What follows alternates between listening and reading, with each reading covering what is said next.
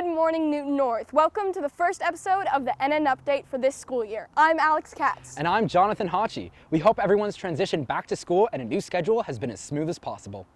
As you can see, we're not fully back in the studio, but instead just outside of the building. We wanted to do this so that you can fully see our faces as we and our team share the stories we covered from around our community. On Monday, October 11th, Newton celebrated Indigenous Peoples Day with a festival in Newton. Reporter Emma Passeggio brings us the story.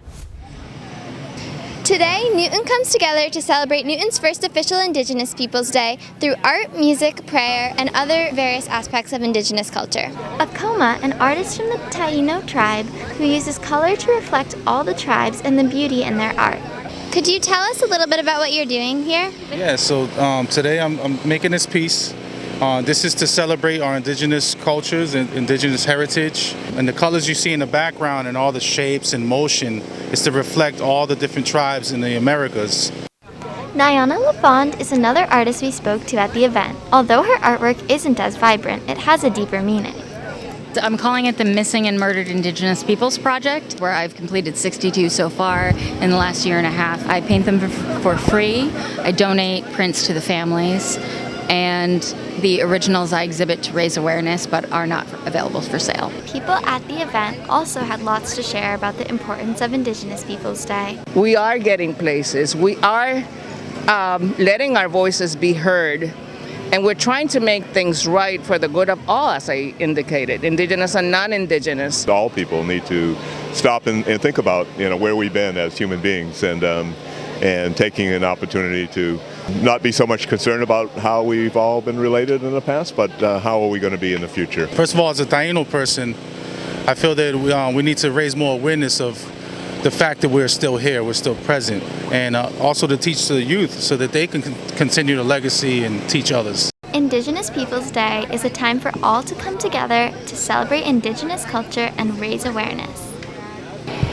Here at Newton's first Indigenous Peoples Day celebration, this is Emma Passeggio for NNTV. Hopefully the recognition of Indigenous people will continue to grow in the future. Keep an eye out for more events. With the trees starting to change colors and the harvest coming up, I went to Hanson Farms in Framingham to see what they have to offer. Hello Newton North, my name is Jonathan Hacsi and today I'm at Hanson Farms in Framingham, Massachusetts. We're going to be exploring the farm today to see what it has to offer. Let's get right into it. Fall is the perfect season for partaking in fun, family outdoor activities, and there's no better place than Hanson's Farm. A fifth-generation farm established in 1913, Tom Hanson is the current owner of the farm and loves what he does. We really value what we do. We grow about 50 acres of vegetables and small fruit. We make some hay. We keep some animals. We do a farm stand. We do a CSA. We do farmers markets. Community-supported agriculture, or CSA, is a great way for a community to support local farms. After paying up front, members are able to choose from a variety of options of crops to bring home, such as peppers, sweet corn, and squash. I used to be part of the CSA, so me and my mom would come every week and we would pick our own vegetables. We paid in advance. And then I just saw a sign and I was like, I like picking vegetables, so I'll get a job here. I do a little bit of everything. I run our donut operation. I head up the farm stand. So it's different every day. In the fall, we do our corn maze, our sunflower field, hay rides, and all that. Once we explored the farm a little more, we were ready to head home after a fun-filled day. You're here for my favorite aspect. For the last few days, I've seen happy kid after kid come through here, running around, having a great time, loving our farm. A lot of smiles. People really dig what we're putting down. Hanson Farm is the perfect place to have a fun, family-friendly weekend this fall. This is Jonathan Hacsi for NNTV, signing off. Looks like Hanson Farms has a lot to offer. I should get a group of friends together and go check it out.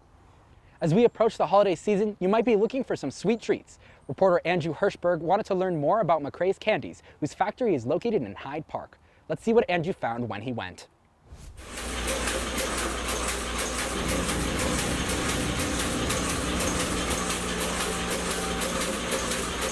Hi, I'm Andrew Hirshberg, and this weekend I went to McCrea's Candies, a slow-cooked, handcrafted, award-winning caramel company in Hyde Park, to find out why husband and wife Jason and Kate decided to start this wonderful caramel company. The McCreas sell a wide variety of caramel assortments ranging from normal boxes to their holiday packages, including their Halloween gift box and Christmas advent calendar. What separates McCrea's caramels from every other candy company is their usage of natural ingredients. No other company does this. Since we started, I always had this idea that if I was going to make something, you could make it just like you would make it in your kitchen. The company is owned by a husband and wife, Jason and Kate McCrea. However, they did not always make caramel. Kate began her life as a teacher, and Jason found himself working at an insurance company. There, Mr. McCrea was able to gain important knowledge of understanding what it's like to be an employee. Even before starting Caramel Company, both Jason and Kate McCrea were huge science nerds. Their passion for the subject and heavy background knowledge are both incorporated into the caramel making and creating process. I think some people think science is very cold and, black and white. And my experience and all the scientists I know, especially the very good ones, they're all artists. After hearing the story of a local old woman who made caramel apples, Jason decided to try candy making out for himself. So there was a kid who missed Halloween. She was like 12, which I thought was a disaster. It's my favorite holiday. So I made her some like caramel turtles, some chocolate covered fruit and nuts and junk like that, just a bunch of things. And the next day, her mom, who had some, she calls me up and she's like, "Oh my God, Jason, you gotta do something with this." I think we both knew that we wanted something that would bring together those two pieces of our lives. One being the science and the chemistry, and the other being the love of people and of making things. McCrea's main goal is to please their customers and create a homely environment. Longtime friend of the McCreas, Heidi Golden, was also there to help out. One of the things that I love about McCrea's, and having been here from the creation of this company, is watching it grow out of the passion of both Kate and Jason, and how they have taken the creation of caramel to almost a different level with making it a science. We're a couple science nerds from way back, but it just never really goes away. At McCrea's, everyone is welcome to enjoy their very own caramel experience. For New North TV, this is Andrew Hirshberg. Those caramels look really good. Be sure to keep an eye out for McCrea's Candies. In the spirit of Halloween, one of our own TV classmates, Haley, is a self-taught SFX artist. She wanted to test out her special effects mix-up skills on a classmate and reporter, Sarper Paker. Viewer discretion is advised, fake blood and gore. Hello everybody, my name is Sarper, this is Haley, and today she will be showing me about the wondrous world of special effects makeup. The first thing I'm doing is making a simple cut. Take scar wax, blend it into the skin, and then create a cut where the scar wax is placed. And after it's shaded with eyeshadow or eyeliner, add fake blood. So how do you get into this? I saw it in movies and I really liked because I love Halloween and scary movies. I also like scary people. Okay, so the next thing we're gonna do is we're gonna make a wound with this going through it. This is a paper clip. I'm using gauze and scar wax. First, lay down the gauze. To do this, I'm using spirit gum, which is an adhesive. After, I'm going to take the paper clip and twist it through the gauze. After I've done that, take scar wax and lay it around the edges of the gauze, and then take a red and brown shade of powder makeup and blend it with the scar wax. After that, I add fake blood. So when did you get into this? I got into this freshman year, so 2 or 3 years ago-ish. Normally, how long does it take? Just quick cuts and stuff can take 5 minutes. How expensive is the makeup? It's pretty inexpensive, especially if you go to Party City, it will I'm pretty sure the scar wax there is under $10, so. How often do you do looks? I'll normally do just not entire looks, but I'll just do something fun like that, a couple times a week. Is that this complete? I think so. So I think the next thing that I want to do on your face is put holes in it. I lay down Vaseline and then I put scar wax over it. After, I take the end of a makeup brush and create some different sized holes. I shade each of the holes to create some depth. So now you're just filling in the holes with blood? Yeah. Okay. Preferably use a gel blood.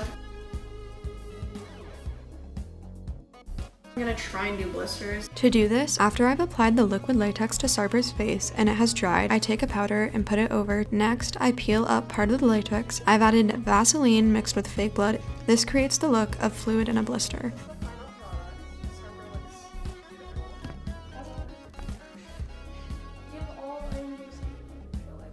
Can you see it?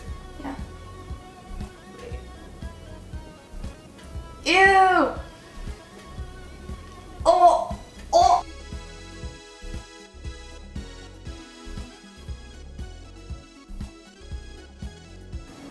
So this is, the final look. So the aftermath of all of it. It was a lot of fun. Really enjoyed getting to mess Sarper's face and apparently hair up as well. And eyebrow. One singular eyebrow. From NNTV, this is Sarper Paker signing off. That was a lot. He almost looked like he was from another world. Speaking of another world, Alex, do you believe in aliens? Sometimes. Well, Newton North's own Colton wanted to get other people's answers to this very question. Do you believe in aliens? I don't know. Yes. No. I don't know. Oh, for sure, for sure. One of the most fascinating questions in life is the existence of aliens. When people think of aliens, they think of flying saucers and abductions. But is it possible that alien technology in the form of space junk has reached our planet already? In October of 2017, an object known as Oumuamua flew through our solar system, puzzling scientists. I didn't see any cometary tail. It was definitely not a comet. We spoke to Harvard professor Avi Loeb, an expert on astrophysics. He has recently garnered both praise and controversy for his theories on extraterrestrials. I was the chair of the astronomy department at Harvard, director of 2 centers there, and the chair of many committees. I don't care about that. As far as I'm concerned, doing science is an extension of your childhood curiosity. Dr. Loeb drew comparison between Oumuamua and another object discovered in space, ultimately adding to the mystery. There was another object that, no cometary tail, turned out to be a rocket booster that was launched in 1966. So we know that we produced this object, but we don't know who produced Oumuamua. And that's the mystery. Professor Loeb believes that with more research and resources, we can find an answer. All we need is a high-resolution image of an object like that, and we can tell if it's a rock or if it has buttons on it that we can press. We asked students at Newton North whether they wanted to see more research done on aliens. Do you want to know if aliens are out there? I'd love to know. I think that would be pretty sweet. For sure. 100%. Oh, definitely. I do not want to be purposely ignoring any evidence. Despite the intriguing topic and public interest, many in the scientific community have little interest in exploring it. One vivid memory I have from when I was your age is that I would sit at dinner and ask a difficult question, and the adults in the room would pretend that they know much more than they actually know. And that bothered me. It was obvious that they don't know the answer. Forget about this question. It's irrelevant. We don't want to discuss it. That's just because they didn't have a good answer. For Dr. Loeb, remaining curious and constantly asking questions is the key to his success. Science offers the privilege of staying like a kid. You can continue to wonder, ask questions. That's a great privilege to have. Unfortunately, many scientists give up on this privilege. With enough research, we may one day be able to answer the question of if we are alone in this universe, but only if we remain curious. Definitely do not give up on the difficult questions. So don't lose your curiosity, because very often that's what happens. I hope during my lifetime I will know the answer, and it will hopefully be thanks to your generation. So good luck. For NNTV, this is Colton from the studio. I think there's sometimes it depends on the planet, honestly. Depends on the it depends from where they're from. It depends on the planet. Let us know what you believe on our Instagram poll at Newton North TV. Before you go out and buy your Halloween costume, consider making it yourself. Nora and Bella, with the help of some costume design students, show us how easy and fun it can be to make your own costume. Hi everyone, it's Nora Fine from NNTV. So as we all know, Halloween is fast approaching, so today I'm heading into costumes for a little challenge. So this is our costume designer Bella, and today she's gonna dress me up for Halloween. But there's a catch. She's gonna pick the idea out of this hat, and then there's gonna be a time limit. Let's pick an idea. Here's my co-designers to help me with the project. Headless man. Headless man! Okay, let's put 30 minutes on the clock, starting now. They started at the drawing board to come up with a concept, then went through the racks of materials to find the right fit. Do you like these?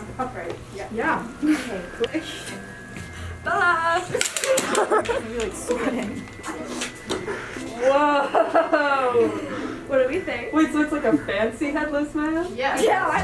Time is ticking down as the team finishes up gathering materials and starts pinning together pieces. How is this going to work?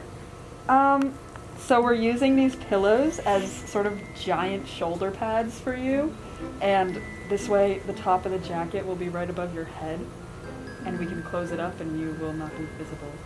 Or able to breathe. Or able to breathe. Awesome. I'm excited. As the clock runs at a time, the design is just about finished. I'm not ready for this. I will. With the costume ready, it's time to try it on. Golfed again. Oh, we have to pin it together. Bye-bye, Nora. A girl came here alive and wanted to play Nora like this. So dead. The costume's finally on. Let's show it off. We knocked on some doors and gave a few people quite a fright. What's Do you like it? Hey girlie, where your head at? Wait, come here, girly girl.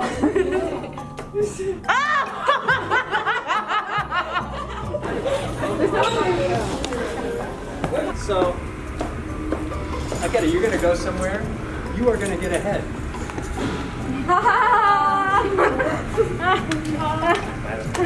What do you think? What do I think? Yeah. I think it looks great. Can you breathe in there? No. From the costume room, this is Nora Fine from NNTV. Our costume design students are really talented. That's all we have for today's show. If you have a story you'd like us to feature, DM us on Instagram at Newton North TV. Thanks for watching, stay safe, and happy Halloween. Boo!